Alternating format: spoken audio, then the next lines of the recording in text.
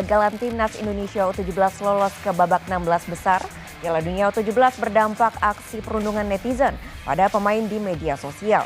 Hinaan dan caci maki netizen di media sosial ini sempat berlangsung lama hingga berdampak pada mental pemain.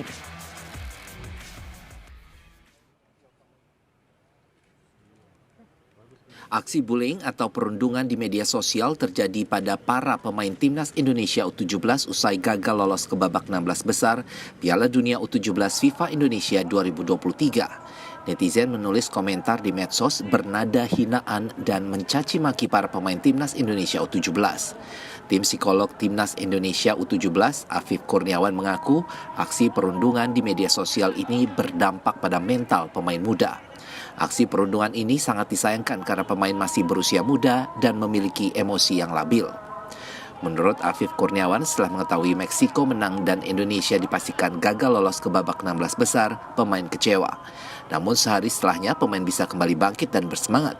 Disayangkan hingga 5 hari setelah gagal lolos, aksi perundungan masih dilakukan netizen Indonesia. Jadi pemain sudah punya benteng psikologis yang cukup baik, tapi kemudian saya mengamati fenomena yang, nah ini mungkin bridging untuk yang kedua nanti, fenomena yang cukup unik karena pemain sudah baik-baik saja tapi ternyata masih bergaung nih perundungan. Tapi ya pendekatannya ada yang individual, ada yang kelompok, dan ada juga yang saya biarkan tapi kemudian saya berikan kesempatan jika ada sesuatu yang dirasa urgent, kami on call. Meski pemain Timnas U17 telah dikembalikan ke klubnya masing-masing, pendampingan psikologi tetap diberikan. Tim psikolog berharap netizen memberikan kritik, bukan hinaan dan cacian pada pemain. Mahendra Ginanjar, Kompas TV, Surabaya, Jawa Timur.